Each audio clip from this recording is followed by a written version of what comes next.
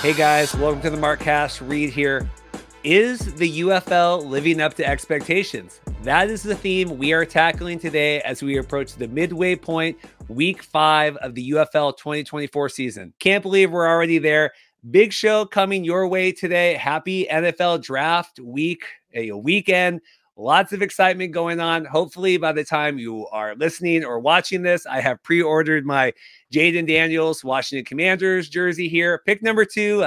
Pretty anxious today here. Mariners are playing the Rangers. We've got the drafts coming up tonight. A little anxious right now, so hopefully this episode goes well. You guys enjoy it. I'm going to give you a little trigger warning here. If you're one of those people gets a little triggered by a little criticism of the UFL, just a fair warning here. Haven't talked with Greg yet, but boy, have I talked with Ric Serritella this morning. I don't know if I was ready for Ric here at 8:30 a.m. Pacific on a Thursday. Shot out of a cannon. Ric Serritella, all-around football guy, all-access football. He's now a scout with the Edmonton Elks. Been around a lot. He was part of the IFA for a while. So Ric certainly knows this stuff, has been watching the UFL games, went to the UFL, or into Renegades DC Defenders game and said, Reed, I have a lot of stuff to get off my plate. And did he? So just, it's a great interview, very constructive. But boy, Ric's got some takes. So just hope you're ready. I assume Greg is going to be his fiery. We all know Greg Parks, the fiery contributor for UFL board. But hey, maybe Greg's going to have thoughts as well. I don't, preface any of this like, come on and talk negative about the league. But we're sharing our thoughts. We're halfway here through the season. I can't believe it. Halfway to the St. Louis championship game. Speaking of which, like and subscribe. We are, I think the YouTube cleared out some bots or something, actually losing subscribers. Maybe it's just all of our fiery hot takes, but trying to get to 3,500 subscribers by the UFL championship game. We are giving away 2 free tickets, and then you'll be able to sit with the professor Andrew Murray at the championship game. So like and subscribe. If you're already subscribed, give a thumbs up to the video, tell the algorithm, and comment all your hot takes in the commentary against Ric and Greg's hot takes here today. But big show, like I said, Ric Serritella, Greg Parks, contributor for UFL board, sharing his thoughts. Is UFL meeting his expectations, exceeding his expectations for the season? And then always appreciate Darrell Davis as well, coming on from Saskatchewan, one of the few Canadian provinces that is not represented in the NHL playoffs this year. Darrell talking Shawn Lemon's indefinite suspension for gambling, the Chad Kelly, and how does that investigation relate to the Shawn Lemon investigation, talking the CFL draft coming up next week and the Rough Riders and everything else. So I will let you guys have at it. Please enjoy the episode. If you agree, if you disagree, that's good. Leave your comments, leave your feedback. I respond to everything. So appreciate it. Like and subscribe. We'll see you at the end. Well, here we are, busy week here. I have my Commanders hat on. Hopefully, as we listen to this, I guess I'm pre-ordering my Jaden Daniels jersey. We'll see how we feel about that. We can get Ric's thoughts, but we have Ric Serritella here, busy football man, all-access football. He's a scout with the Elks up in the CFL. We wanted to have Ric on during the UFL kickoff, and then obviously busy with travel and all of that. So now we get him one-on-one here. Ric, how are you doing?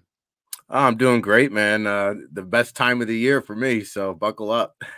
Well, no, and that's because, Ric said, he goes, hey, I want to talk some of this UFL stuff. And I go, well, isn't this like, well, no, I've done all the, this is all like, all the work's been done. We're getting ready for all this stuff.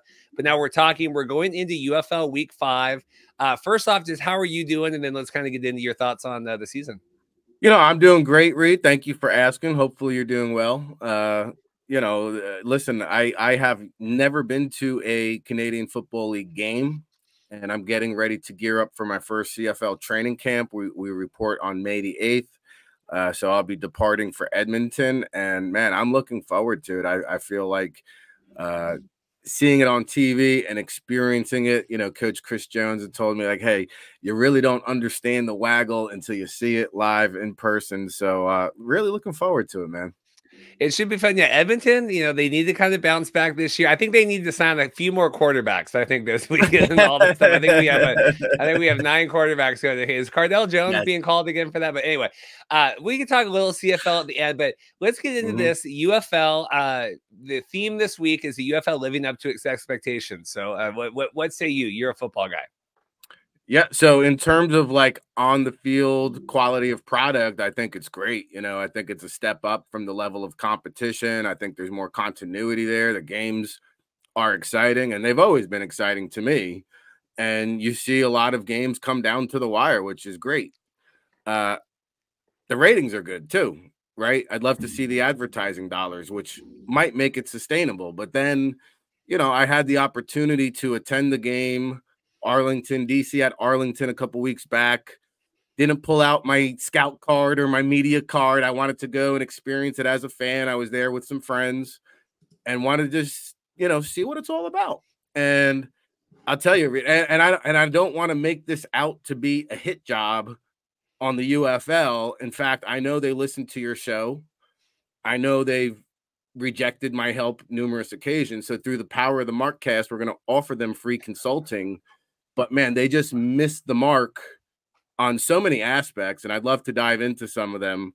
I don't know how much time we have, but for example, you know, the first thing I noticed upon walking into the stadium is that, you know, I don't think they know who their audience is, because what I noticed was most of the people are really not there for football.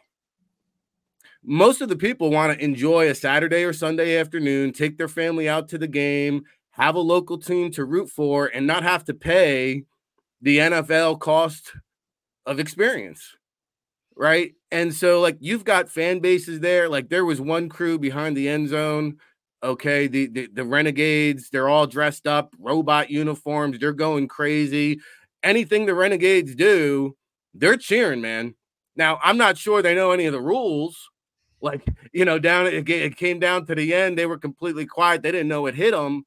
But my point is, like, the crowd cheers the loudest when they're throwing around a free t-shirt. And so when I go there, and I understand, like, part of the problem is they negotiated bad stadium deals. So I don't know how much of this they can control, but like, we bought our tickets. I think the 2 tickets, it came out to like $45 in total for the both of us. Awesome. Cool. We're in. Then we get there and the cheapest parking is like $50. So now the parking costs more than the seats, which, you know, to be expected, I guess, at a sporting event. Now you go to the game, you know, we get a couple beers, you know, $8 bottled waters, $12 beers. You know, you have 2-3 rounds, a couple waters, you're in the hole another $100. So I said, man, this really is not fan friendly to a family of 4 that wants to go spend an afternoon and hang out and watch a good football game. And, you know, it's Melissa High School. I had a workout there right down the street, a stone's throw away from Arlington Stadium.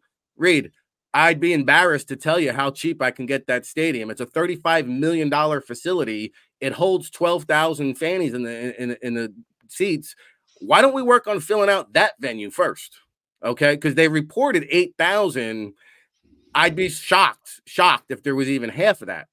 Okay. Then I went to the Frisco Fighters game later that night. I actually felt embarrassed for the UFL, but it's by their own doing. But you go to the Frisco Fighters game, there's maybe 1,000 people in the arena, but there's more ambiance, there's more atmosphere. And guess what? After the game, you go on the field, you get to shake the players' hands, you get free autographs, you get to have that intimate fan experience. There's none of that going on at the UFL. And I think they missed the boat. Like, Louis Perez is somewhat of a local legend down there. You wouldn't know that he's playing in the backyard right there hanging out in Arlington. I didn't see one Texas A&M Commerce shirt. How about maybe giving out some tickets to the youth teams, to the Texas A&M Commerce football program? And I'll tell you another thing, like, I don't know if you talked about this on the air. I'm sure you're aware of the figures. I know what the numbers are for the head coaching salaries. What a joke. They got, you know, they don't have NFL money, but they have money to be successful. They put it in the wrong areas. The stadium contracts, terrible deals. The head coaching contracts, terrible deals. First of all, like, if you don't want if you don't want to coach in this league for $400,000, take a hike. See you later. You know, because I tell you what, nobody came to the game to watch Bob Stoops stand on the sideline. That guy's collecting a retirement check. No offense, coach. You know, I'm not out here to make enemies, but like, this is common sense. Logic 101. Every head coach makes $400,000, and I just cut the head coaching budget by 75% by doing that. You do the math. So, like, where they're allocating their resources are just terrible business decisions. And this has been a completely, like, I've talked to the people, this is completely a USFL operation, right? Entirely. In terms So, of kind of management, what do you mean in terms of yes, that? the people who are calling the shots are the USFL folks. The XFL, this was not a merger, this was an acquisition. So, I've got a lot more, but man, those are just like simple things that they can get. Like, I know the guy there that owns the biggest Harley Davidson right down there in I'm not even from Texas, but like, you think if you gave away a free Harley Davidson or did like a Pat McAfee kicking halftime show entertainment, you think you might fill up some seats and have the crowd stick around at least for the first half? I mean, it was an embarrassment, Reed. Like, there was not even 4,000 people in that stadium. And I hope they get it together and turn it around. But I mean, there's so much fixing up to do. And then, you go down the street to Frisco. Let's stop down a little bit here. I really know that's good. I'm ready. I had to get that off my chest. It's been weighing on me for like 2 weeks, man. I want to see this league succeed. I want to see them do well. Yeah, and because I want to be, we want to be constructive about this as well, because we've gotten a lot, and even on the show on Monday, we get a lot of like, well, you guys, like, you rag on it, but what are the ideas? I like having tangible things. I mean, I said I would have a table out front of Ranger Stadium every second of every day there at Texas Live. Hey, do you know, like, I said, there were Rangers games there this week. The Mariners are in town. Like, hey, did you know there's football played here literally across the street coming up this weekend? But to me, the UFL here is in a weird spot because, like you said, and going into the CFL, they get that community, right? We're like diving into the community, we're investing. And I know we do a little bit of that, right? I think they had like a homeless, the people in Arlington, like the players went and helped like the local homeless shelters in Arlington, which was great. But I don't care about the Memphis Showboats players going to the Arlington Renegades.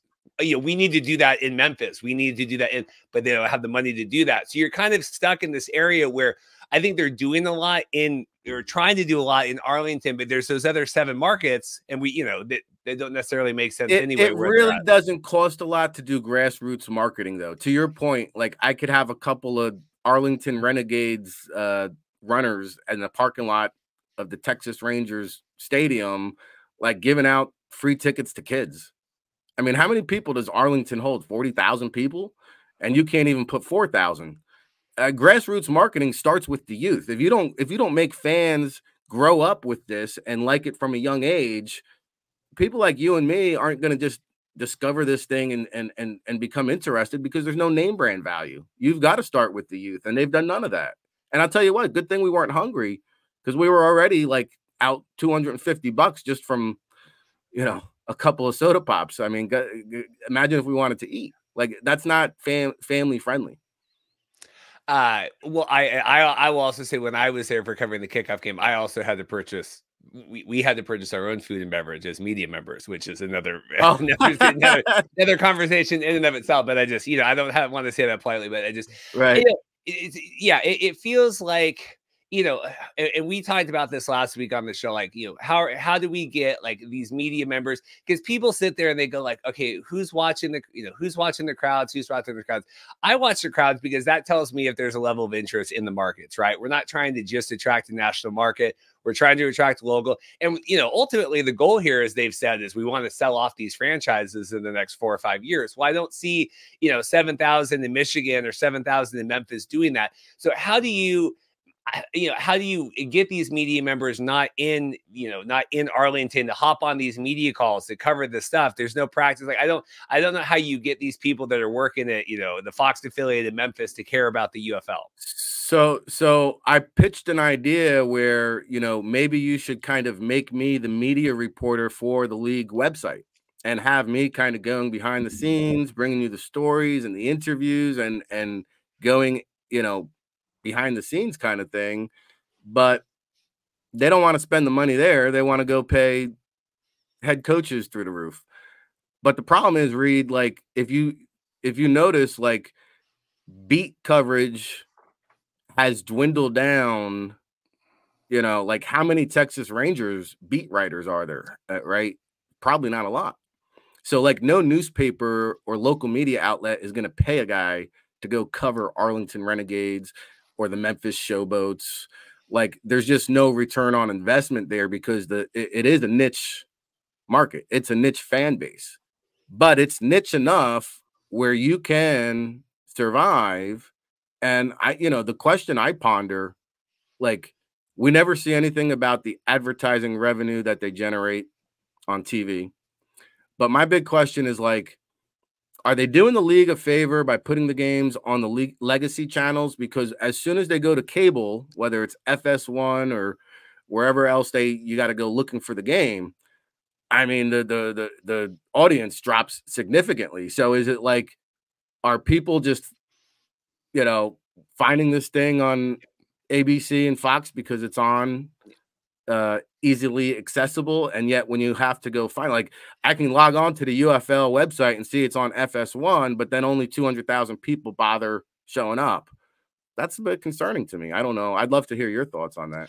No, and I do. I think obviously, and that's been their touting point this season, right? Is we've consolidated, we're prioritizing the time slots. But to your point, yeah, I think there's 500,000 people that are always. I mean, the Spring League Mega Bowl on Fox 3 years ago drew 450,000 viewers, and that was Brian Woods and a cardboard box in his garage putting together a league, right? So I think that it looks better in that way. But to your point, when you move it off, to the ones where we have to seek it out, it's not becoming a destination. We saw that with FX last year.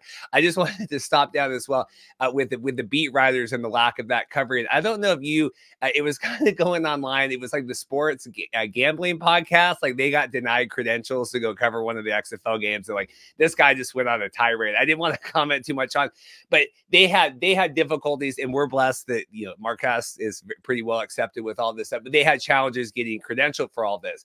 And to your point, he's like, who is covering this league? We're not sending out people from San Antonio to Arlington. Who, you need to focus on the internet shows, the podcasts, the other things at this point, because there's not that many, as you said, like, Texas Rangers reporters also covering Arlington or anybody else. I agree. And, maybe because they're a gambling website, they got denied credentials. But at this point, the league should be embracing that element too, right? I mean, I would be broadcasting that, talking about the odds, the in-game odds, whatever, over under during the broadcast, because it's another element that gauges fan interest and keeps you interested in the game. And by refusing to acknowledge that, again, you're just cutting off a whole nother audience or demographic that, if you got somebody that wants to come and cover the league, I mean, listen, I'd be opening like the Senior Bowl, lets everybody in. UFL could probably take a page out of that playbook. In terms of kind of, I don't know, more constructive things you'd like to see. I know you had a list of items you wanted to get through. Anything else you want to make sure you get off your chest here? We can stop down. Well, I mean, the other stuff is kind of just big. I mean, I think they're doing a good job with the talent and the on-field product. But again, just like an operation standpoint, how do you make this sustainable? How do you make it profitable? Like the TV ratings, yeah, they might be able to squeeze or milk another year out of this, Reed. But like, do you want to sustain or do you want to grow? Because I haven't seen anything that they've done that tells me that they want to grow. Funny, it's like I hear talk about expansion. Like, how about you master what you have? I mean, give me a break. There's one market, St. Louis, that draws fans, and it's only because it's a passionate fan base that had an NFL team robbed from them. I had a chance to attend the St. Louis Rams game. That is a passionate fan base. And the Battlehawks are drawing out of default, not because of anything that the league did. No, yes, and we made that point as well. The DC and St. Louis, it's no surprise that the two legacy franchises that are around since 2018 are the ones that are still carrying. But you even saw it was last week, St. Louis, they were down 10,000 week over when they had their opening weekend. And you always get, well, it was sunny outside and the Cardinals were playing and there was a gas station opening up down the street and Mariah Carey was playing in the county. Like there's all these different things. And I forgot that was what I was trying to reach to before. You were talking about you pitching to be the media reporter. I like that. They had that Josh Lewin do it last year. I thought that was good. I thought he was too busy. I didn't think that I think he had his fingers in too many different things, and I don't think he had enough time to kind of do what that position could have been. But I like that at least they had a weekly podcast, at least they had, you know, a weekly blog, articles, recaps, interviews with the coaches. Even I think it should have been, you know, that times 5, right? Let's do something every day, but at least you had that. You want to connect with your fan base. How do you do that? You tell the stories of the players. You tell the stories of the league. Okay. And I saw one of our buddies, Juan Lozano, who's a very well-known agent, said, like, you know, basically the broadcasters are a joke. And I agree. I mean, I tune in and these guys are on there smiling and just shooting out the side of their neck like, Acho, love you, baby. You came on my show. Good dude. But don't sit up there in front like you even know who any of these guys are. You never saw any of them play. You don't know anything about them. And so, like, why wouldn't you have a guy like Emery Hunt or myself? I've scouted and communicated and spoken to almost every single player in the league. I know them personally. I know a lot of their families. I know their agents, their trainers. I know everything about these guys. I've hung out with them too. Nobody knows them more than I do. But they want to go hire some big name phony, trot them out there, and show up with these game notes and just read, like, somebody makes a tackle. Well, let me look down and see what college he went to. So-and-so went to Washburn University. How about that, guys? It's like, there's no pride. There's no homework.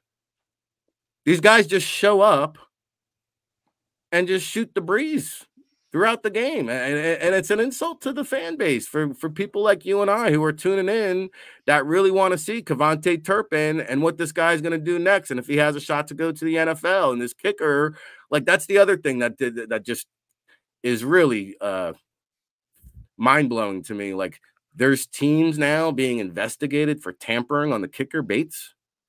Like you have a stipulation in the contract that doesn't allow the players to talk to NFL teams in season. Like, give me a break.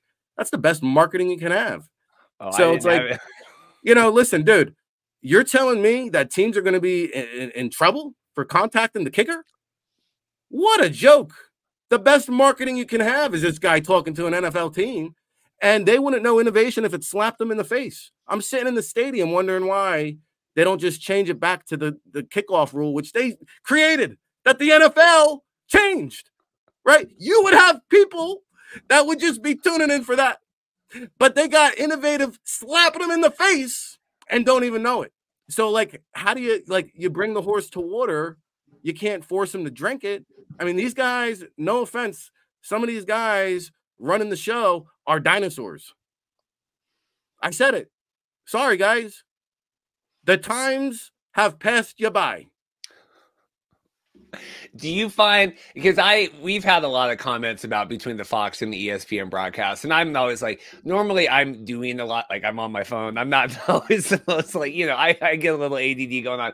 But last week I was watching the Battlehawks game and it was on ESPN, and I'm on the treadmill, so I'm, you know, glued in the whole time. And it was it was not Tom Blugenbill, who is a friend of the show. It was a gentleman that was the lead play-by-play that incessantly talked about the over or under of the game the entire time. And like, oh, we're going for 2 here. Like, that's going to help with the over. It's like, no, they're going for 2 to try to win the game. Right? They're going for 2 to try to score points. Like, so do you find that across the board? Is that because people like Joe Klatt and Kurt and everyone? Do you like the Fox crew, or do you think that's across the board? Is it ESPN issue? I like Joe Klatt because he does college football broadcasts and he's seen some of these guys, so he comes across as more authentic. You know, the rest of them, there's a lot to be desired, you know. Are you including Seattle sports legend Brock Heward in that mix? Yeah, I think he's coming on the show in a couple of weeks. I like Brock. I think Brock tries some stuff. You know, he's not terrible, but I think, you know, Klatt, you can tell, respects the job. I'm not sure Horde puts in as much work, but he does have a little bit more familiarity with these guys. You know, I think the college broadcasters are better for it, but you know, there's a lot of talented dudes out there that do know these players, and it would be beneficial for the league to investigate that. Well, and we've talked before about even doing these drafts and everything, and I think they go like, well, who cares about the supplemental draft? Because it's because no one knows when you got to find people that knows who these people are, and then they can talk about it. It's like if you put out a press release, it's one of those, and it's like, I don't know. It's never hit. And I've seen, the heights of the XFL YouTube back through, 2018 to 2020 when I was a fan, and nothing has seemed to get to that point ever again. And it's because of this, like, well, this is what it is. We're just going to put this out. We're just going to do this. We're going to do it on a Sunday. We'll send out a press release. Like, you got to build this up if you want people to care about it. There is absolutely zero fan initiative. And if there is, I mean, I challenge the UFL to provide us with a list of what their fan initiative includes, because I mean, if I had to go off of their actions, they hate us. I mean, thank God they got the box scores fixed this year. I mean, but they hate us. Like, they don't do anything for the fans. They do nothing to cater to the fan experience. They do nothing to enhance like the whole situation. Like, how many years have they been doing this? How many years? Like, they knew they weren't going to fill up Arlington Stadium. You know how many first-class facility high schools? And again, you probably don't even have to pay much. They might just want it for the publicity. And I'll tell you what, man, these stadiums are nice down there in Texas, right? And Florida's got them too. California's got them too. So it can be done at a smaller scale and a much better fan experience. And I think, again, if you want to grow, then that's what you need to do. You need to grow the gates. You need to grow the merchandise. That was the other thing too. Like, I had to walk probably like more than half the stadium to find the memorabilia, right? But again, after what I paid, like, I just really wasn't feeling a $50 t-shirt, And so again, it's like, you should be giving this stuff away. Like, a t-shirt should be like no more than $35 for a UFL t-shirt. I don't know. Call me crazy, but like, if you want people to wear that and buy it and grow the game, like, that's what you need to do. What do you, and I don't want this to be, because believe me, we could rag for a long time on all this stuff. And it's common sense. I'm not ragging, Reed. This is common sense stuff, right? That me and my entourage in the stadium throughout the course of the game solved a lot of the league issues. Just common sense. But is it, so who do you put the onus on of that? Is that USFL side there of saying like, hey, Fox, we need to invest more in this? Is it, because to me, it's always just like, we saw that at the XFL last year, like, okay, we lost money, we cut a bunch of people, Fox, okay, we're accepting the XFL coming into this kind of work. Like, we all seem gun shy to be able to take the plunge. When I went from working my full-time job to doing what I do now, you take a jump and you go, I'm going to lose some money here for a little bit and we build it up on the other side. And, you're someone that, does a million different things. Like, at some point, like, is that the issue? What do you think the issue is?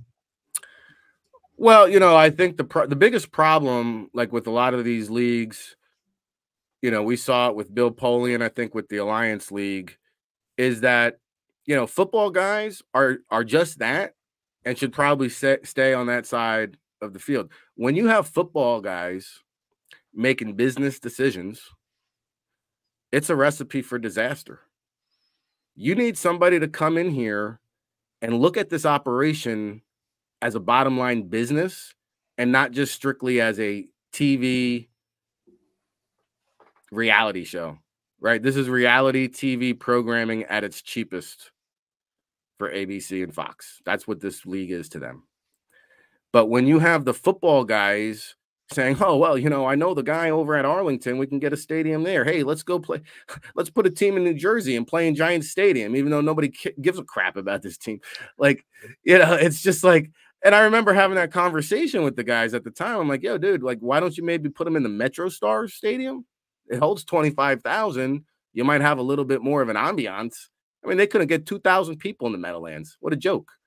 But it's like, are you that tone deaf to your own product? How many years have you been doing this? I don't get it. To me, like, and I've said before, it's that balance of I think they want to view themselves as NFL light, and I think that they need to be more of a CFL brand. We're really investing here. I don't know. We talked, and you know, trying to get stories out, players, and we, you know, like we did get Darrell Johnson on, right? I mean, that was super appreciative. You know, the league set that up, but some of the time, some of these team reps, you know, I email every week, like, hey, we'd love to talk to you know, I know, and like I know we're setting up all these coach, we're doing all these, you know, the virtual calls that like 3 people are on. Like I go check those out. That's the benefit to me, right? I need to have someone on here for 20 minutes, 10 minutes. We can talk and kind of go through. I can't do a media scrum for a podcast. Yeah. And they're like, oh, you know, real, like we're trying, we're busy. I'm like, I don't know what you're busy doing then. Like it maybe if it was explained to me, I would understand, right? And then like, okay, I'm not seeing what you're seeing. But where it's like, I don't know, like besides setting up the Zoom calls every week, like I don't know, it's no time for you. Like I deal with Matt Baker with the BC Lions all the time. And I text Matt, hey Matt, anybody in the world you have to talk to today, I'm sitting in front of my computer all day. I can hop on at any point of the day and talk to the, and he'll go, hey, so-and-so, Reed needs you for 10 minutes before you leave practice today. Call in on your phone, call in on the computer. Like it's not, it doesn't need to be this like, you know, 1995 controlled agenda. It's a controlled agenda. And they've given me crap. Again, they hate their fans because the Markcast is the best thing going for the UFL. It's the most watched podcast show. Don't it say is. they hate their fans. No, they do. They hate our fans. I'm a fan of the league. You wouldn't guess it by what I'm sitting here saying. It's frustrating, but I'm actually a fan of the league, and they've done me a disservice by their coverage, the whole operation, the procedure, how they go about their business. It really is not a fan-friendly league. But to deny you and I interviews and access, you know, that comes from Darren over there. He, you know, I put out some stuff once. They got their panties in a bunch over the silliest thing. I'm like, this is a good thing for the league to be talking about this. But, you know, they don't know a good thing from a bad thing. You know, what they need to understand that any publicity is good publicity for this league.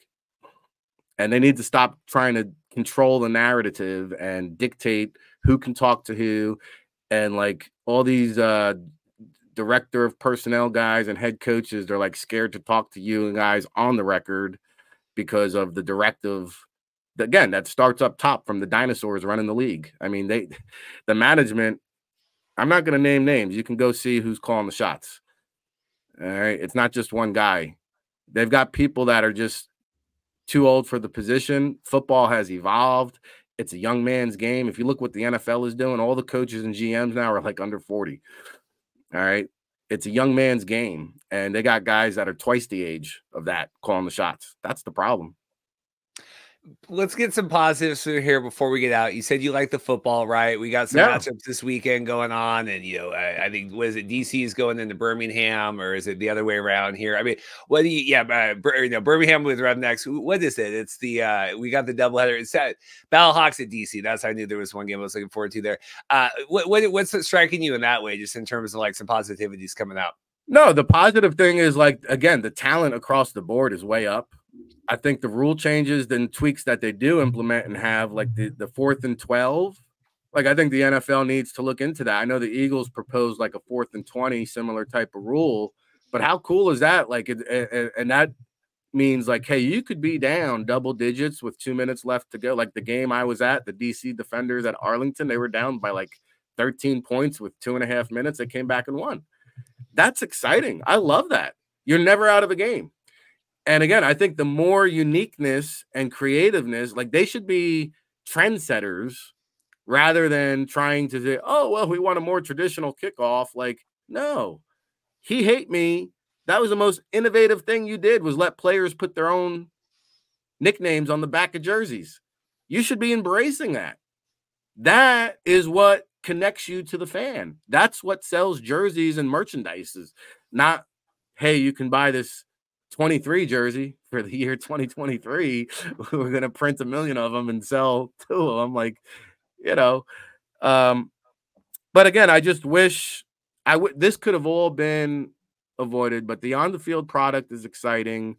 I think the opportunities that the quarterbacks are getting, right? Like you're seeing a lot of quarterbacks showcased. And that to me, like I go back to the World League. I was a really big fan of the World League back in the early 90s. guys like JT O'Sullivan and Kurt Warner, right? And those guys may have never gotten a whiff of the NFL had it not been for the World Football League. So I think quarterbacks, when you look at what's going on with the draft, I can identify about half the league, half the teams in the NFL that would probably like to upgrade their quarterback. Well, I think it's very cool that you have a developmental system for that position, because I think that's one of the biggest benefits that the UFL is doing. And I would say, like, offensive linemen, it won't get talked about, but developing offensive linemen is probably one of the biggest needs right now in the NFL. If you saw what the NFL did with their Canton program, they were just developing. Mike Tice was up there just developing offensive linemen, because it's a big crisis right now, finding good quarterbacks and finding good offensive linemen. And that's what, like, the UFL is there for. And that's why, like, they need to get those contracts right. Like, if an NFL team wants to talk to a player in season, that should be welcomed, right? That should be embraced, not like, oh no, you can't talk to our guy, he's under contract. Like, bro, the whole reason why he signed up for your league is to get recognized by the NFL. Do you get it? So, you know, there's some good, like, I tune in, I watch every game, I'm glued to it, I love it, I'm a fan, but I want to see it stick around. And if they don't make some of the changes that we're suggesting, then, like, you know, it was hard to sit there, and I stayed to the end, but it was hard to sit there and look around and say, yeah, this is going to last. Like, come on, step your game up. And I'm available, guys, if you want to call me. No, I get that. It's a little disheartening. And I remember when we did the show 2 years ago, because we were live and Dorothy went out. Well, we were doing the show, kind of walking around, and she called in, and I'm like, oh, there are a lot of people out there. And then this year I was like looking out, and I'm like, you know, then you kind of show up and you're like, oh, I just kind of walk in and I'm here. I get what you're saying. And it's not the be all end all of the audience, but it is, you're like, I just feel like kind of a loser here. I don't know. I always feel like sometimes like I care a little bit more about this, but I want to circle back real quick because I want to make sure anything else about this kickoff, anything else that we talk, because you talked the innovation, the 4th and 12 and all of that. You know, Andy's been on our Monday recaps, you know, pounding his fist, you know, all these unearned yards with this kickoff. People say they like the kickoff because it's exciting. I would say, and Andy would say, well, now it's expected. You're going to get a big return. So it's kind of negating that. What do you make of that? And just kind of like, we want to give these offenses more of a head start. But now it's like you said, it doesn't look like it does in the NFL is going to be. And it's, you know, any other thoughts on that while we have the football guy on? Yeah, you know, I like going back to the old rule, and I don't know why you wouldn't just change it. What's to the problem? XFL rule, because I think each league said we have these 8 things and we have these things and we gotta, and it was, well, football is a game of adapt and adjust, right? Like, they're trying to, again, fit a square peg into a round hole. I will say, listen, I like being innovative. I like the different tweaks of the game. We should be looking for change. The thing that is really good, what they do the best, is probably the challenges. Like, the NFL could certainly learn a thing or two about the swiftness, the transparency, right? Just the whole process of how they do the challenges and replays, like having inside to the audio and listen to that conversation. I think that's the way to go. I mean, I love that. Well, you even get people like Mike Florio on, like, hey, and he hates all these spring leagues. Okay, this is the most transparent in the review. And like, yeah, I mean, if you can sway him with some of this stuff, I think that, you know, that's a good, if you can turn some of these naysayers, because people sit there, and then I'm sure the comments on this video will be the same. Oh, right, just complaining, and people are saying, like, you know, we're the people that are like, Mike's not watching this stuff, right? These people aren't watching this stuff. I'm not complaining. I'm annoyed and irritated because I expect more. You expect more because of who's involved? Do you expect more because of the position they're at or who's behind it? I mean, because of the money that's spent, the money that's put into this, it doesn't equate. It doesn't add up from what I see. Like, the results can be a lot better. And there was really, again, like, no effort again put into it. Seemed like they're sitting in limbo land with everybody in the dark for how many months? Players, coaches, executives, the communication, transparency. Like, I don't think they're as stable as they want you to believe they are. And that's why, like, you've got, like, when you see what I saw, you're like, damn, that's concerning. I know they're bleeding money. Well, why aren't they doing these simple things that can help costs? That's how I look at it. That's good.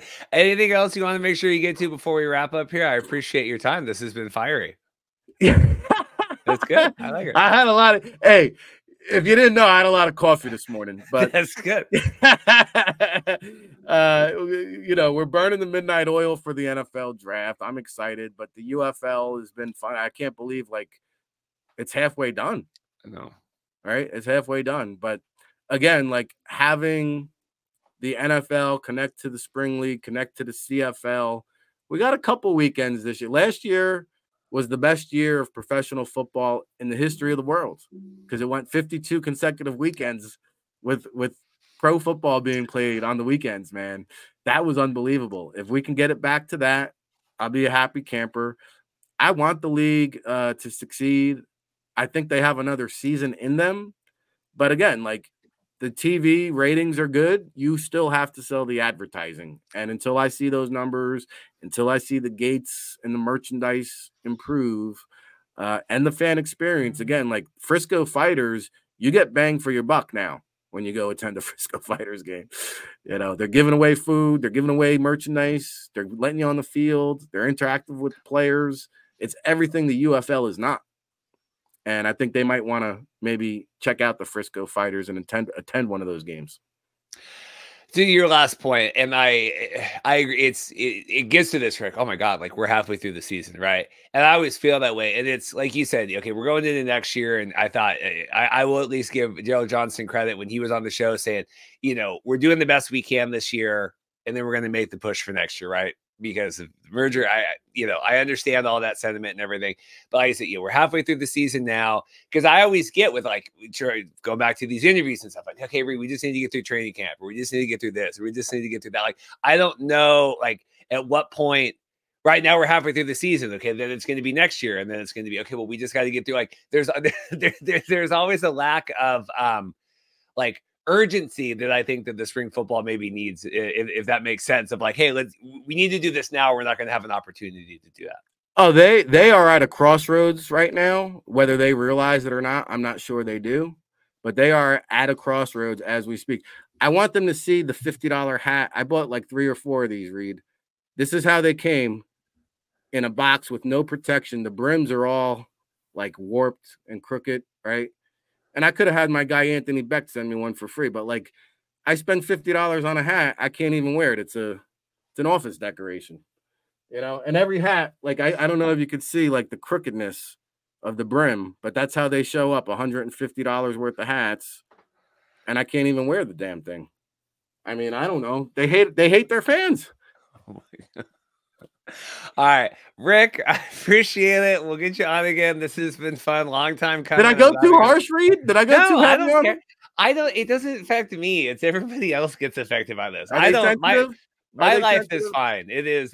But I think at this point, I think our subscribers know what's coming or what's not. But we got Monday was we get all these, like, or I guess it was Tuesday, because when all the ratings come out and the attendance, and there's a lot of, like, and this and that and that, and people, like, I don't know. I'm here because I care. It's certainly not the $9 that YouTube pays me or whatever. Like, we're going through it. So, Rick, I appreciate it. Like I said, hopefully while this airs, I have my Jay Daniels jersey coming in the mail, and hopefully the draft of weekend is exciting for everybody. So, hey, the draft is the best time of year. It gives hope and optimism to all 32 teams. And by the way, who's your prediction? Is it Birmingham and St. Louis are looking like the contenders here, going to run through the league? Or I think so. I think Birmingham's got it pretty much square in hand. And then, Renegades, and we're going to talk with Greg Parks about the Renegades. They have just kind of fallen off here in the Brahmas. We'll see. They brought in that, Kevin Hogan or whatever. We'll see with quarterback with Dormady and all of that. And then, but out of Battlehawks right now, Andy Murray said they were the most exciting team since the Roughnecks in 2020. And speaking of quarterbacks, I think E.J. Brown went down, and they brought in E.J. another Perry, from Brown. And who did they sign? They signed a Yeah, that just came down. Another quarterback that was intriguing. Oh, Bryce Perkins. Yeah. Yeah. Exciting. He was Make there him, hanging out with Sean McVay for McVay a couple of years. So Virginia, dual threat. I'm looking make him. forward to it. Well, make him. That's the one thing I'll say is at least these coaches are trying. They might get paid too much, and that's, I mean, I know that's the XFL coaches because that's the legacy, and people want to make sure we touch on that. You know, the XFL coaches got this legacy contract, and that's they're gonna hate. They're gonna hate me after this episode. Well, that's why Heinz Ward isn't there and everything else. But Rick, I appreciate it. We'll see you next time.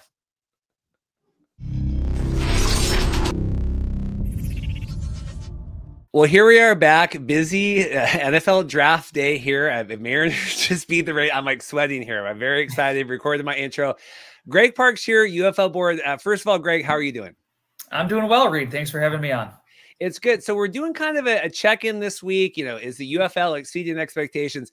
Now, I don't want to spoil. We have Ric Serritella's interview as well that I did this morning. If the words "the UFL doesn't care about their fans" comes out of your mouth, then you will be doing better than Ric Serritella's doing. But you know, I want to get into your thoughts. First off, I mean, I saw everything you posted with Arlington and everything else. We'll talk teams, but from a broader sense, like, is the UFL exceeding your expectations?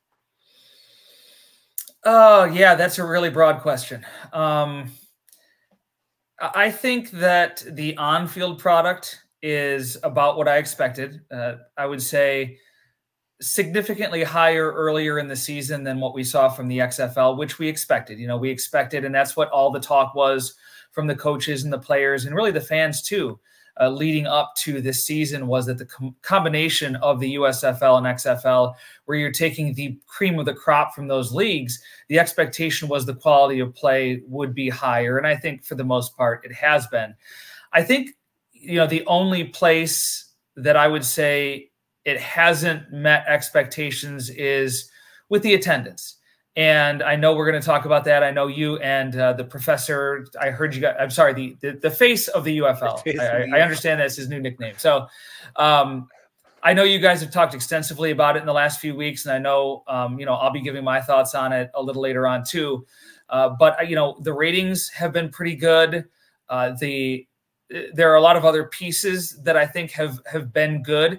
And I think the important thing to remember when we talk about attendance or when we talk about all of this other stuff that goes into it, the marketing and things like that, realistically, this league kicked off a little more than 2 months after it was actually announced. And so I think we need to take a step back and remember that, because as much as both leagues said they were going forward while they were negotiating this merger, that wasn't really happening. I mean, that wasn't it. Everything was basically on pause in terms of the behind the scenes stuff, in terms of the marketing of the league and everything like that. You know, teams were still making transactions and everything, but there wasn't a big ticket push anywhere to get anything out in the off season because everything was so focused on the details of this merger. So, you know, realistically, it was a little over 2 months. And then you have the Michigan Panthers. You know, you could make the argument that they might be the most disappointing in terms of ticket sales, but they were also selling tickets like less than a month before the kickoff. I mean, they had a very late start because of some behind the scenes issues going on there. So I think when you take those into account, I still don't think attendance is by any means good, but I think it's a little more, you can put a little bit of an asterisk on it as opposed to just throwing the attendance out and saying it's just terrible. It's still, to me, it still feels like we're not taking advantage. And I don't know how we take advantage of these local markets. And like, we're playing in the markets. We're not really doing anything else in the markets, right? Like, I know that Houston posted, okay, we're doing teacher appreciation. I'm sure you appreciated that. And Dorothy, I'm like, hey, Dorothy, like, I sent her the screenshot. I'm like, hey, guess what? But like, you know, we're having all the teams, do charity work like in Arlington, right? But we're not doing anything in any of these markets, which I understand. I just don't know how we attract, you know, fans of these markets, media members of these markets. You know, if you live in Arlington, you can come to the practices, but otherwise you're basically like shackled to, well, can I get on the Zoom call or can I get an email back from any of these reps? I just don't. If anything, I feel like that is something very easy that could be done at this point to kind of help grow that of like, let's incentivize the Detroit Free Press to cover more of the Michigan Panthers by giving them all that, or like, let's get, you know, Memphis involved. I just feel like there's little singles here that we could be hitting that we're not while we're trying to grow all this other stuff. It's a low bar to clear, but I do think they're doing better than last year in terms of that, because if you're following social media, Twitter and Instagram, you know, they head there to the city a day before the home teams do. And almost every week they're doing something in the community that day before. And I think even the Battlehawks stayed behind an extra day throughout the first pitch at the St. Louis Cardinals game. You know, there was pictures of them at the Children's Hospital the day before and videos of that. So, you know, I think, but, you know, again, the downside is you can only do that 5 times because you're only in your home city 5 times. Unless you're going to go, you know, there's no bye week, so you can't go in the middle of the week. So I think given the hand that they've been dealt, where they are in Arlington for the most part, I think they're doing better than last year, getting out in the community and being seen. I know I just hopped on Instagram before I was on here, and it looks like the Michigan Panthers have a setup at the NFL Draft in Detroit. They have a little booth there. So it's those kind of things that give me hope, I guess, that things could get better. But I just think the Arlington hub just makes it impossible to be in the markets as much as you would like to. And I'm not sure what the battle plan is on that moving forward. I think it was a 3-year deal when the XFL originally signed it with the city of Arlington. And I know it's saving them a ton of money. So you have to do that balance. Is the money being saved by having everybody there in Arlington worth maybe not getting out in the community as much as you would like to? So, and the only people that can answer that is ownership. In terms of, I guess, you know, and we've talked about this before, the USFL kind of adopting this model now of doing this. We've talked, and the whole attendance of it all, and I know we make a lot of it, but to me, it speaks more to, you know, is there actual genuine interest in these communities? Are people coming out? And I want to get your thoughts as it relates to wrestling, which I kind of told you in the DMs, but like, to me, I look at it, no one's going to want to buy any of these teams if there's only, you know, at Birmingham that's been there. This is 3 years now they've been there. They've been playing every spring around the same time. 12,000 people. I mean, even, okay, we don't want to talk the Storm game last week. I mean, 12,000 for the kickoff, you know, their home opener. That doesn't speak to me as like, well, if I live in Birmingham, this is a hot product I got to get involved in. Yeah. And I think there's, you know, it's hard for me to pinpoint any one thing. It's hard for me to say, this is the fix. It will be better if they do this, right? So if you asked 100 people in these cities why they don't go to UFL games, you would probably get 25 to 50 different reasons. And so there's no one thing you can do as the league to solve that. I think the UFL needs to control what they can control. And there's always going to be competition for sports. There's always going to be, as you note, a gas station opening up down the street. There's always going to be something in the city happening that is going to take away potential fans from your game. You cannot control that. You cannot control the time slots that ESPN and ABC and Fox give you for the games. You cannot control, at least not yet, when the stadiums are available for you to book for the schedule. That stuff is out of your hands. So if I'm UFL ownership, and I know we're problem solving, Reed. We're not just complaining. We're giving solutions here on this show. But control what you can control, and a lot of that is marketing, and that's why we always come back to that when we talk about the UFL, whether it's nationally, whether it's locally in these markets. You have to have boots on the ground. You have to market as much as possible to get fans to just know that your team is playing in that city, let alone trying to convince them to come to a game. So I think that's the thing that the UFL can do. They might not be able to touch all of these other things, but that's something that is within their control that they can do. And it goes back to how much are they willing to spend? How much are they willing to spend on hiring people to put in these cities? How much are they willing to spend on a marketing budget in these cities? And I hope that after this year, that's something they reassess and they say, maybe we need to reallocate some funds to local marketing to beef up that aspect of these teams so that people in these cities know about it and are interested in coming to these games. Yeah, I mean, I used to work at, the Fox station here and at NBC in California. If I was, and we have full-time team reps now, I would be falling over myself to try to get, the NBC and CBS, like every week, like, hey, especially where you're not asking like, hey, we got to go drive a crew out to go do this. Like we could do you could do a Zoom virtual interview in the newsroom, but to have it just, even if you don't want to deal with like the podcast and the internet shows, and I don't know if you followed all that, like sports gambling with them getting yelling at about not getting credentialed, but like, call the newspapers, call the TV stations, have everyone on there every week. I mean, it takes no time at all to take a phone out at practice 10 minutes after and pop on and do a quick 5-10 minute phoner. It's just, I understand the point of these virtual, hey, we're going to have the media call, but get these people on, get them calling out. You have a lot of personalities on these teams. I think you said something in one of the recent Markcasts that really intrigued me, and I think I've got a column idea rattling around in my brain whenever I get 30 seconds and can write something down. But it's how these cities were chosen in the first place, and how that might be problematic in and of itself. So you go back to 2020 when Vince McMahon restarted the XFL, and I remember that there were surveys done about what cities were hungriest for football and which cities would support a league like this. And they had, I also remember a picture, I don't know where it was posted, social media or whatever, but they had cities basically like applying to get noticed and request a team. And they made their pitch for having a team. And when the XFL returned in 2023, it was basically, well, we own this IP. Let's bring these teams back. Danny Garcia wants a team in Orlando. Let's put a team in Orlando. Jerry Cardinale wants a team in Vegas. Let's put a team in Vegas. And then you had the USFL, which, as you mentioned, it was IP driven. It was 1980s driven. We bought these trademarks. We own them. We own the USFL. These are the markets that we're going to go into. And not even really go into them, but just use the team name for half of them anyway. So that's kind of a backward way to select which cities are going to be successful in this league, which cities are going to support a team.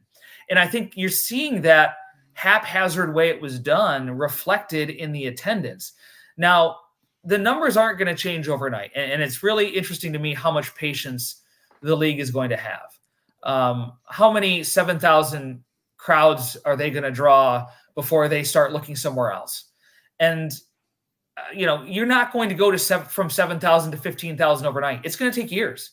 How dedicated are you to the Michigan market to be able to put up with 7,000, 8,000 person crowds for the next 2 or 3 years until you're able to build that community, you're able to build that team? So I hope that they have that level of patience, because I think it reflects poorly on the league when you have teams moving. And I know people, after 1 week of poor attendance, people are already kind of fantasy booking moving teams. And I'm like, what kind of message does that send as a league that you're so willing to pull up a team and move it so quickly? It's back. I remember back when the Arena Football League was still up and they were moving teams every year. And it's like, that's not a professional way to conduct yourself. And that doesn't give off professional vibes to the fan base at large, much less the fan bases in these cities. So I don't think the attendance is good. I wish it was higher, but I also don't think the solution is to move in year 2.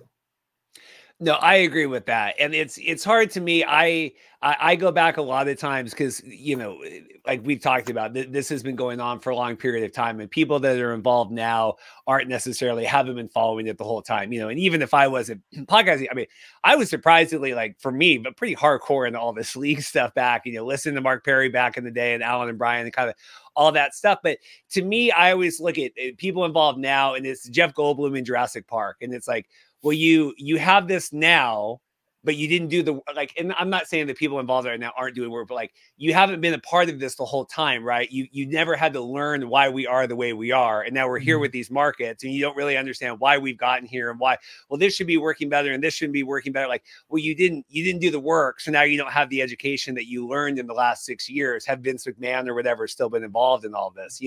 Some of these markets, like you said, San Antonio burned, right? And you hear all the time, well, we're not going to go back because we feel burned. okay, well, if you don't go back, then you're going to get burned again, right? Like you need to go, but I feel like that's how I look at like the UFL kind of management ownership right now. It's like it's that Jeff Goldblum yelling at the scientists that have engineered the thing. I'm like, well, you haven't done the 6 years of research to get to this point. You acquired the league, right? If you're Fox, you're like, well, this worked before. We want to do that. People like football. Well, there you go. Well, you didn't. There was a lot more, the Sam Schwartz scenes and the Oliver Lucks of the world. A lot of work went into this behind the scenes to get it to a point that maybe you're not privy to. And I look at, the XFL in its marketing strategy, such as it was in 2023, and it seemed to be, here's The Rock. He's a movie star you like. Here's Danny Garcia, this businesswoman breaking boundaries. Here's football. You should want to watch. And it's like, it's not that easy. And you have to give more of a reason why fans should spend 3 hours on a Saturday or Sunday watching, or why they should spend $25, $50, $75 to go to a game. And, the other thing that you guys brought up on the last show was, as far as the USFL teams, the ticket prices, a little steeper than the fans are used to. What kind of damage did Birmingham being a hub do? And just kind of that overexposure of football in that market. What kind of damage did that do in the USFL? So like I said, there are a myriad reasons why the attendance is the way it is. And, I look at guys like Corey Helvey, who did a fantastic job. He's one of the hardest working guys on social media. He was Orlando's ticket guy last year in the XFL, but, I think he's in charge of Birmingham and Memphis this year.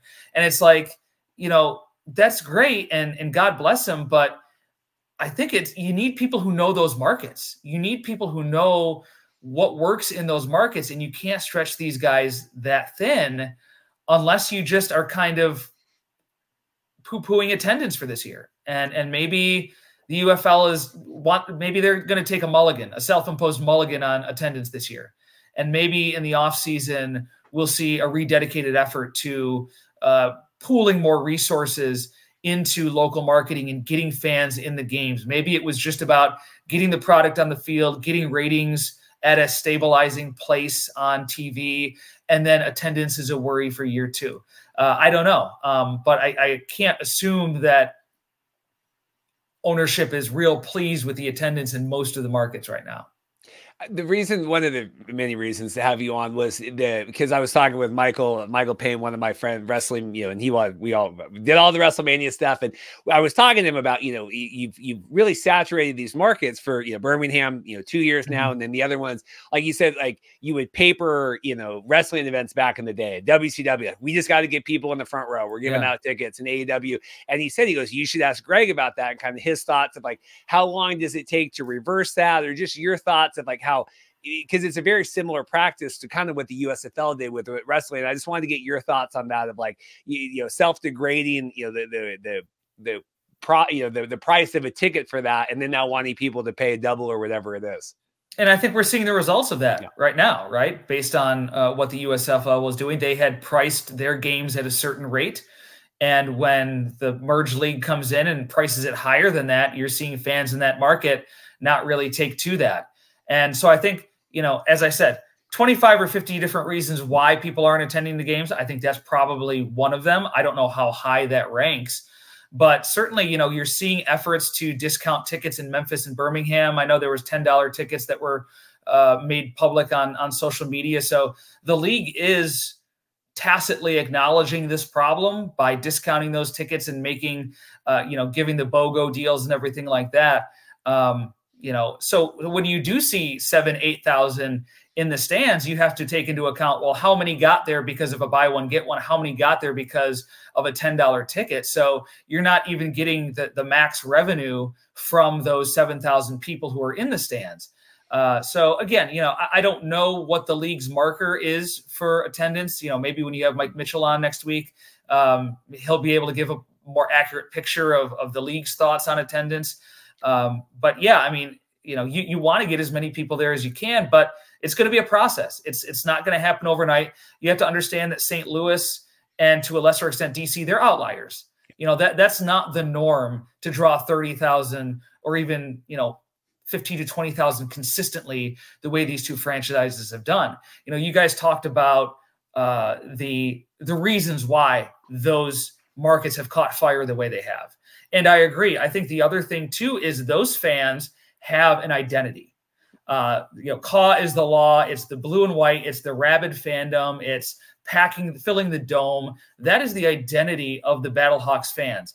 The Defenders have the beer cup. They've got the lemons. They've got all that stuff. That is their identity, and people want to be a part of that. And the other fan bases don't have that same identity yet. And perhaps when they get closer to that, maybe we'll see the stands fill a little bit more. In terms of your thoughts of crowd stuff, and I promise we'll talk football here, does it, because, Rick was on and talking, he was at the Arlington game. I've been at the Arlington, I was at the kickoff, which was higher even than the one Rick went to, but low attendance from a TV viewing standpoint. I know AEW is dealing with this, right? And nobody's going to the thing. Does that energy translate right on TV? Because that's my thing. Besides franchise and all this, if you're a casual fan, you're turning this on, nobody's there, right? Mm-hmm. So it affects the viewing on TV. And then if you're there, I kind of feel like a loser if I look around and there's 4,000 people at the, I think it affects both sides of that. How do you view the lack of attendance, where it's affecting the most, from a TV perspective or an in-person, or where do you see it? I think it's TV, but I also understand people who are not affected by that. I think but I think it cuts both ways. I think that there are people who just want to watch football, and to use the old Rod Woodson quote, they'd watch football played on a highway. They don't care. They just want football. And I think that's kind of the Emery Hunt when he brought up the attendance. I mean, fans have that attitude. There are certain fans who do.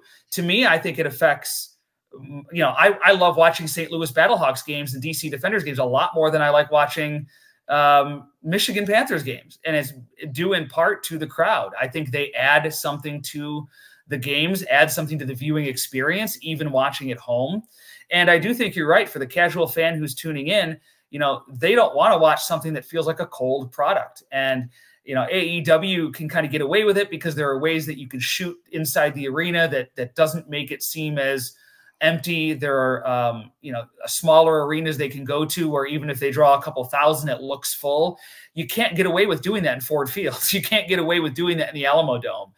There's only so much production trickery you can use to mask those empty seats. So, speaking personally, it does affect me, but I also know that there are people out there who, empty seats do not affect their viewing experience.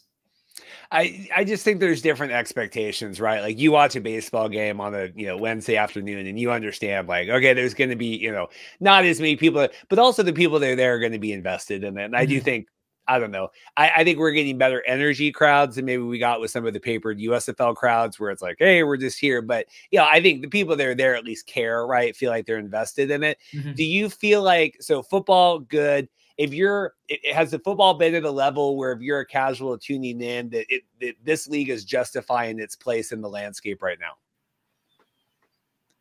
It depends. I think there are some games that have been rough, but there are some games that have been pretty good. There are some stretches of good games that have been bad. So it really all depends on when they tune in, So we're kind of getting into the midpoint of the season. Injuries are starting to hit. We're seeing quarterbacks go down.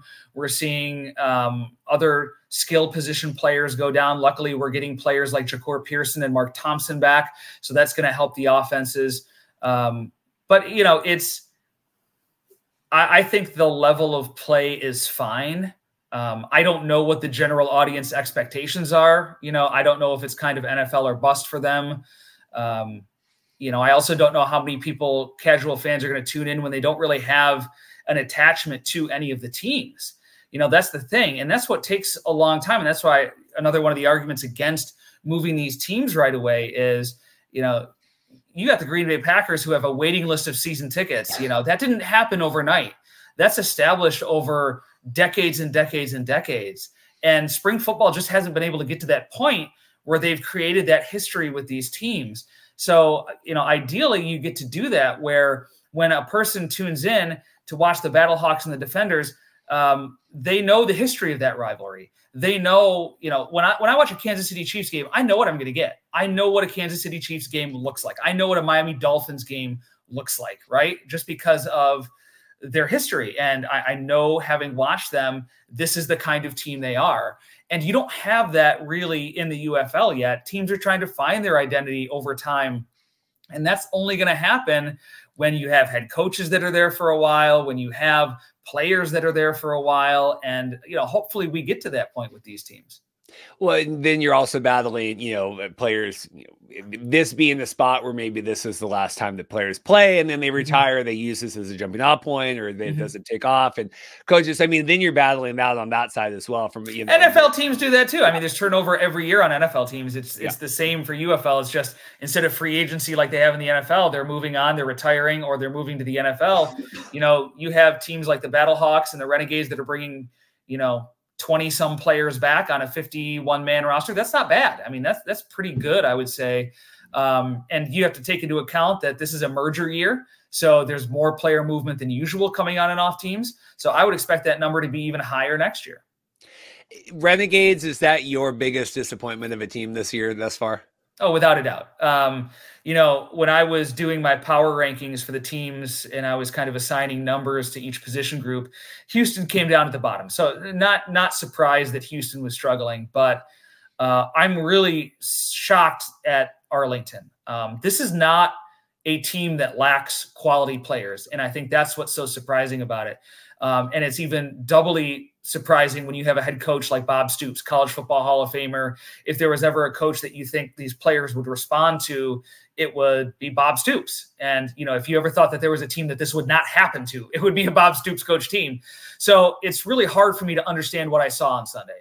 I saw players that the tackling was atrocious. It was almost like they were not trying. Like, I don't want to put that on them, but that's just, it did not look like, it looked like effort was an issue, to be quite frank. And, the offense not being on the same page and everything like that. I was stunned at the quality, partly because they had been in every game up to that point. They took Birmingham to halftime and they played them tough there. They lost on a couple other last second things, and you wonder if that mentally gets to a team. But yeah, I was surprised at what I saw on Sunday. In terms of parity of talent across teams, are you seeing that or not? Because I feel like that was the pitch. Hey, we're getting all this, so every team's an all-star team. To me, it feels like we kind of have the Battlehawks. We have the Stallions up there.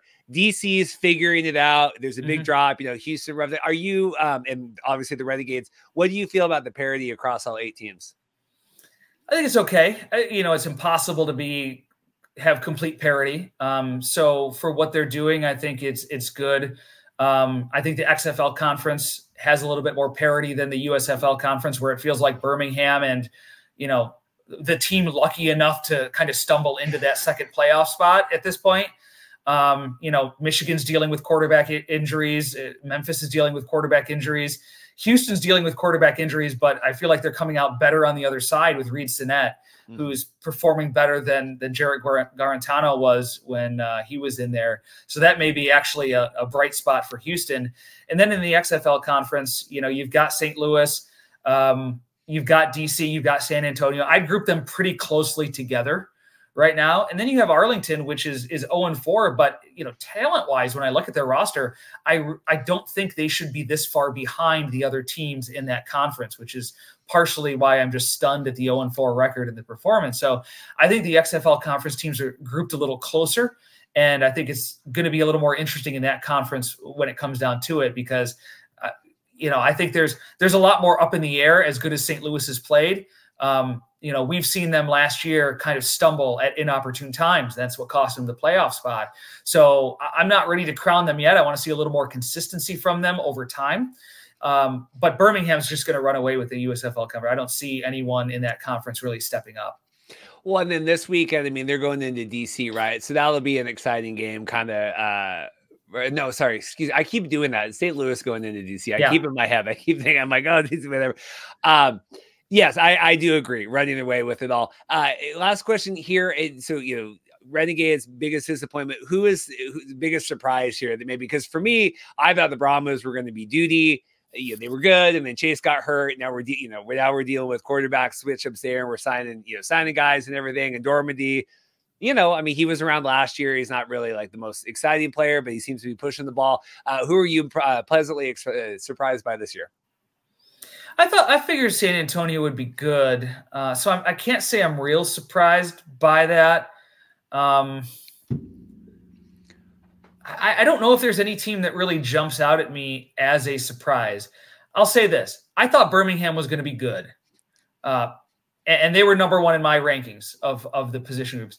But and they're not infallible. It took them a last-second field goal to beat the Defenders. But to be 4-0 at this stage in a league that, as you mentioned, parity is important. It's surprising, and I expect them to go 5-0 against Houston. Though, who knows? We could have an Orlando upsetting DC situation this week. I think that would be the apt comparison for this game. So Birmingham, I expected them to look good, maybe not this good. So maybe that would be a surprise. Other than that, I mean, other than Arlington, like you said, I don't see any other real shockers this far into the season. Ask me in week 8, maybe my answer will be different because we have a little bit more of a base to go on. But through 4 weeks, I wouldn't say I'm really surprised by any team's performance. Well, there you go. Well, Greg, appreciate it making time at the NFL draft week and everything else. Yeah, exciting night tonight and then everything else. So hopefully, anyone actually watching this, I really appreciate it right now because there's just so there's so much fighting for attention and all that stuff. So I appreciate it. Good luck with that. Get your mock picks in, and I know Mike Mitchell's big on that too. And I don't know whatever he submits to the big nationwide thing or whatever. But anyway, good luck with all that. I hope it works out. Thanks, Reed. Appreciate it. Well, here we are back here. Had Dave Naylor last week, getting back into the CFL coverage. Draft coming up next week. Shawn Lemon in the news with everything else going on. Darrell Davis here out of Saskatchewan. How are you doing, sir? Great, Reed. How you been? Haven't seen you since Grey Cup. I know. We're getting back into the season here. We made the Jumbotron, I guess, at Jordan Eberle's 1,000th game ceremony. So that was probably the last time you saw me either on the broadcast or I sent you the photo. I can't remember. But yeah, big times here. And we're, we kicked off the CFL or UFL season. We're halfway through. So now it's time to, it's almost June. Can you believe what's the countdown here for the CFL season? Oh, man. Rookie camps open May 4th, don't they? And I think 4 or 5 days after that, training camp opens. Everything's moving earlier all the time, right? They've talked about trying to get the Grey Cup game earlier. It didn't used to start till June, but now there's certain things in May. So that is a little bit of an adjustment. We still got NHL playoffs going on big time. So it's going to be a bit of a change getting started earlier and earlier every year in the Canadian Football League. Well, it's hard because, right now wanting to talk CFL, a lot of the people I would normally talk to, the Farhans of the world, the Jason Gregors, not that you're not up there, but like everyone's covering NHL now. It's just kind of hard where, Saskatchewan doesn't have that, as much. I mean, obviously with everything else, but I figured we could get you on this week. Big news, I guess, first coming out, the Shawn Lemon of it all was kind of weird and I had kind of forgotten that he had pseudo retired like 2 weeks ago coming out, obviously probably expected something like this. What's your thoughts on this and how the league's kind of handling it? Wow, it's really wild. You're right. Shawn Lemon actually signed a new contract extension about a month or so, or 2 months ago, and then 2 weeks ago announced his retirement. Obviously, knew that he was about to be discovered. It's a weird situation. 2021 is when it happened. Shawn Lemon was playing with the Calgary Stampeders. Bet several times, it sounds like, small bets on CFL games, including one parlay that had the Calgary Stampeders involved. That's a no-no. The worst sin you can create, you can probably get involved with in any pro sports is betting on your own team, legally, illegally, anything like that, because all of a sudden the integrity of the game is at risk. So to prove that, Commissioner Randy Ambrosie suspended Shawn Lemon indefinitely. It's funny how the case didn't come up until 3 years later. It was a 2021 incident. It didn't really start getting investigated until 2024 when they found out, and they have, obvious proof. And it sounds like they've done a pretty thorough investigation, obviously a better investigation than they're conducting on Chad Kelly, it seems like, but they're doing something and decided that they better suspend him indefinitely, which is weird that you would think that somebody who is betting on his own team, even if it's with his team to win, betting that would not be a lifetime ban. That's the first thing I would expect, right? They've done it with Pete Rose. They did with I know it was a long time ago, but this is when it all started, 1919 Chicago White Sox. It goes back. You cannot have anything to do with the outcome of your game other than trying your best. So if you're making money off your team losing, your team winning, that's a cardinal sin. And I'm surprised that the CFL didn't say that Shawn Lemon was suspended for life. I guess at the age of 35, he's played a long time. He's played with almost every team in the Canadian Football League. I guess they figure he's done anyway, but I think they could have sent a stronger message and probably should have sent a lifetime ban as part of the announcement. Does this, I mean, the obvious question, this mars his legacy, but in terms of, you get a lot of guys that go up to the CFL and maybe, we're trying to make some money or extend our career, whatever. Someone like him who has played, like you said, for so many teams, multiple Grey Cup winner here, not, I assume, not going to be included in the CFL Hall of Fame. Like, is that something that, because there's various levels of players in these leagues, right? And he's someone that's been very invested for a long time. To not have that be an honor, I wonder if that affects him. I got asked that yesterday. Jamie and I asked me that on our radio show in Regina on Rocco. And I'm a voter. I'm a Hall of Fame voter, and I'm not supposed to get into the specifics of how we vote. But he did ask me how I would consider it, and I'm free to talk about that.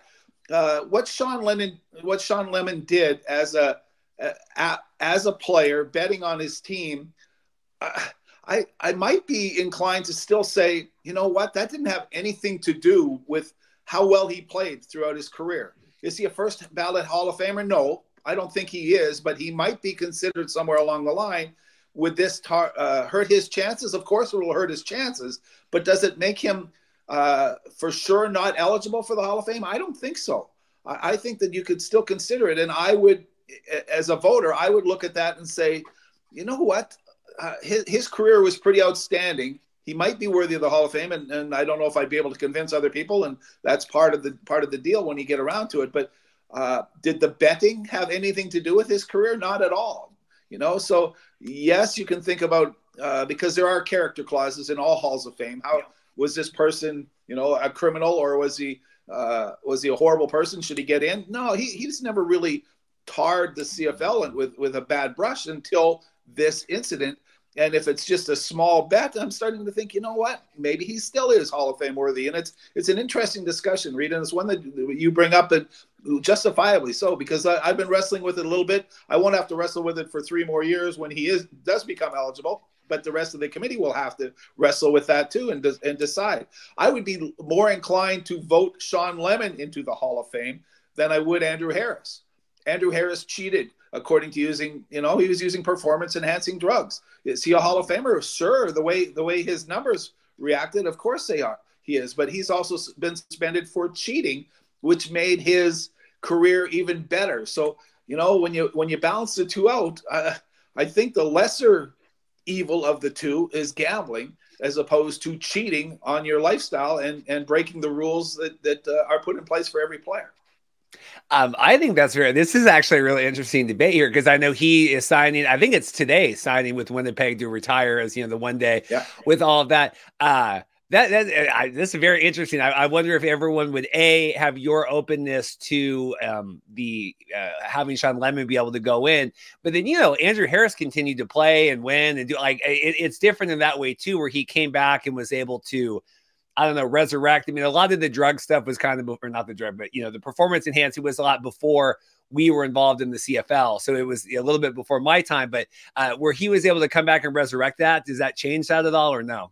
A little bit. You're right. He won a Grey Cup afterwards. So was he only tested positive one time? I know that the drug tests in the CFL have been kind of inconsistent over the years, but finally if he had been only using it, maybe he was only using it that one time, and maybe he did get caught using something that he shouldn't have and got suspended for it. But in my mind, that is cheating. I'm a lot more sympathetic to gamblers. It's an addiction, Reed, and sports. I've been writing this a lot for my newspaper, the Regina Leader Post, that gambling has sold its soul sports has sold its soul to the gambling companies. They wear little logos, right, on their shirts. The fields are adorned. The boards on the hockey rinks are adorned with gambling websites.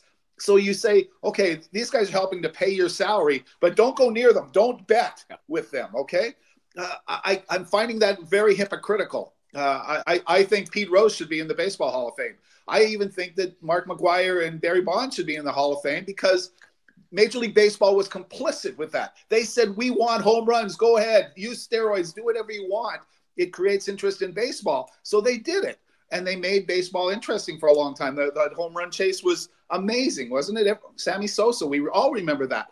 So the leagues were complicit in that. The leagues are complicit in this gambling. So they have encouraged all of Canada, North America, 40 of the 50 states, I think, allow gambling on sporting events. All of Canada now allows it. It's only like 3 years that they've allowed it. It's become everywhere. Every sporting event you watch, you're just inundated with these commercials over and over and over again. The odds change during the game. Here's your prop bet for this quarter of the football game. So the leagues are promoting these things. So Shawn Lemon got caught up in it. Maybe he never gambled before. I don't know, but he did get caught once. What he did was wrong, absolutely wrong, and it probably deserves a lifetime ban. You should never bet on your own team, against or for. And that's the cardinal sin once again. But the leagues are once again complicit in all of this. What did they expect was going to happen? It's not just bettors around the two countries losing their houses by gambling and running themselves into debt. Gambling is an addiction. The players are affected just the same as the rest of the population is. So I'm as I said, a lot more sympathetic towards somebody like Shawn Lemon than I am towards Andrew Harris. Not in the debate about whether one or the other or both should be eligible for the Hall of Fame. It's going to be an interesting debate, and I'm willing to listen to every side of the argument. Yeah, I remember it's so funny that with the baseball chase and all of that, where I remember I was younger right during all of that stuff and traveling through the airport, and like every single TV was on, and like it just felt like everybody that you went across was invested in this home run chase, and it really did kind of take that over. Yeah, SNL did a skit, I guess it was earlier this season, where it was like, now you can bet on your buddy losing their house, hey, is your neighbor going to go all in and all that stuff. Because we saw obviously with the Toronto Raptors player, right, getting the ban and him playing. Jonte Porter, yes. Jonte Porter, yes. Yep. To curtail off of this, I saw a lot of, and speaking of, the Chad Kellys and Naylor kind of talked about it last week as well, but hey, they were able to get this investigation done. Like, what's going on with Chad Kelly? Like, what do you think of the Chad situation and then how it relates to the CFL, I guess, taking action against these various, and obviously way different circumstances, but they're running these internal investigations. Yes, and you know what? The CFL is a very small operation, as you've discovered through your years, right? It's not this big NFL conglomerate. They have limited resources and limited number of investigators. So we understand it's going to take a while. Of course it should. But Chad Kelly has had troubles before. We were aware of that when he showed up in the CFL, and you thought, okay. But those are the guys you say, I'm always fine, and hopefully most people are. People deserve a second chance. Okay, Chad Kelly, go have your second chance. His second chance, I hate to say he's guilty already, but it looks pretty bad. And I think the CFL can, without saying that he's a guilty man of any crime, I can say that it looks like he's guilty of misbehaving within his franchise, with people within his franchise. And I won't get in trouble for that because that's not a legal thing. He was doing improper things with people inside the Toronto Argonauts. So was their general manager, John Murphy, who, according to all reports, said, "Oh, you're wrong. Leave him alone. Don't stir this stuff up." He said to the female employee who Chad Kelly was supposedly allegedly harassing. Those are horrible incidents. All the CFL has talked about over the years is treat everybody with respect. It's a welcoming league, okay? We're fair to everybody. These reports don't sound like that's what was going on in Argoland. I'm very concerned. And I was asked the other day, do you think Chad Kelly will be the Toronto Argonauts starting quarterback this year? I don't think so. I don't think they can allow him to be after what's been going on. And I asked Pinball Clemens, the president, the boss of the Toronto Argonauts the other day, is John Murphy still on your staff? Yes, he is. And then they didn't want to talk about it very much. And I see John Murphy tweeted the other day, he's getting ready for training camp. If he behaved this way and allowed this to happen and protected his quarterback, there's no way after his second chance, because he got fired and suspended for an off-field incident after a football game, he can't be in the league either. I'm not a cancel guy. you get a second chance all the time. I'm fine with that. But what they've been doing is wrong. This investigation better get going. And Randy Ambrosie, sure, he's done something with Shawn Lemon. He better do something with Chad Kelly, because if those stories are true, which they seem to be, then they better get this going before training camp opens. Otherwise, they've got a firestorm on their hands, and they're being very hypocritical because they're not making the CFL offices a safe place to be. Would this be a different circumstance? And obviously Toronto is the biggest market and all these things, but we've talked before, the Argos get a little swallowed up with all the other activities going on there and visibility of it with MLSE and all of their properties. Like if he's a quarterback of the Saskatchewan Roughriders, is this a different situation? I mean, we had Cody Fajardo on the show. He's like, I couldn't even go to the grocery store without getting, and that was just football play, right? That wasn't like, that was just, hey, you're a terrible quarterback. Yeah. Regina's like that. You've been here, Reed. You know what a small market it is. And when you were talking about all the guys you usually talk to, Farhan and Neil, they're all watching NFL playoffs. Yes, in Regina we're watching NHL playoffs too, but we don't have a team involved and we don't have an NHL franchise here. So the Rough Riders are year-round entertainment. Everything they do is constantly being scrutinized. I could write a Rough Rider column every week, every day I wanted in the Leader Post, and it would be read because people want to know what's going on with the Rough Riders. If this happened to one of the Saskatchewan Rough Riders quarterbacks, it would be getting like weekly attention or regular attention. You're right. The Toronto Argonauts slip under the radar quite a bit, especially now when the Maple Leafs are playing. Oh my goodness, there's nothing else going on in the entire world around Toronto, right? So Chad Kelly, it's good timing in that respect for the CFL, but they better be able to use that smokescreen a little bit to get to the bottom of what happened and make a ruling on it. Would it be bigger in Saskatchewan? Well, you'd be hearing a lot more about it than you are from Toronto, from Toronto media, because they're paying attention to other things. But because he's also the reigning champion, right? Reigning outstanding player. He won a Grey Cup 2 years ago. So he's massive name. He also has massive name recognition in the United States because of his college career. So it's going to get bigger coverage eventually. But you're right. In Saskatchewan, if Chad Kelly was the Saskatchewan Roughriders quarterback and was accused of the same thing, you wouldn't be seeing him in any grocery stores. It's just weird because, coming off of, the playoff game, and I have the concussion, and then we go into the off season, and then it's just been it's just a swirling here where it wasn't really a clean exit into the offseason for him and now this stuff. And, I think Naylor had said last week, would he suspend him? And because it doesn't really matter right now because nothing's happening. But I mean, see, it's coming soon here. I mean, like you said, rookie camps and everything. It just feels like, I don't know how you go into that season with the investigation still underway.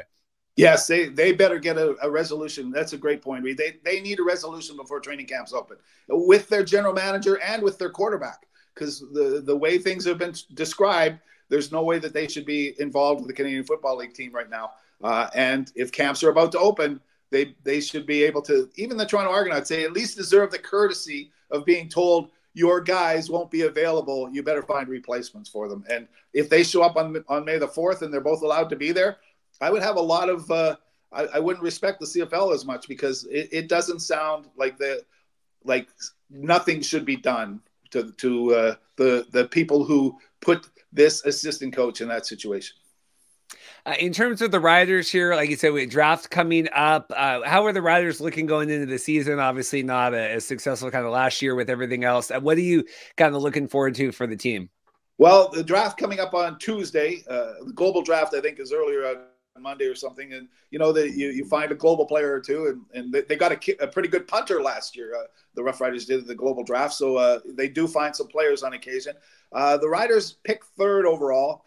I'm advocating for them to continue to pick Canadian receivers. If you start a Canadian receiver, you have to have at least one or two backups, right? They have three pretty good receivers. When you think of Braden Lennius, Keon Schaefer-Baker, and Samuel Emelis, those are three very solid receivers. They're Canadian receivers. And a few years ago, before the Marquette started showing up at the Canadian Football League, the Rough Riders had they called it the Canadian Air Force, with Chris Getzlaff, Rob Bagg, and Andy Fantuz. Great football players, all Canadians, all receivers. And it was rare for teams to have that many Canadians. Usually you'll find one Canadian receiver. So to have three of them, and Weston Dresser, who's going to be in the Hall of Fame, was the American, and he was from North Dakota, so he was kind of an honorary Canadian anyway, right?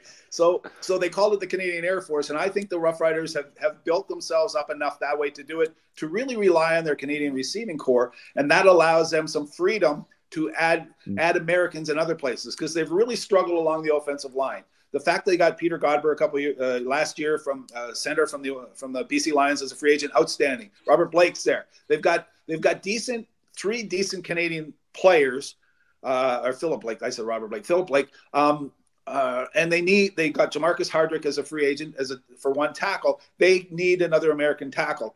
Allowing them to find more Americans and maybe even playing one in the secondary, playing all American linebackers or something would really help them. And I think that they can do that. They can help their ratio. The teams, we found over the years that the teams who have the best Canadians are usually the teams who win the Grey Cup. So the Rough Riders they've had trouble finding offensive linemen. They don't draft many offensive linemen. So why not find the players they're good at finding, would seem to be receivers, and then put the Americans in other places. Find Canadians who can start. So that's what I see the Rough Riders doing. Looking forward to it.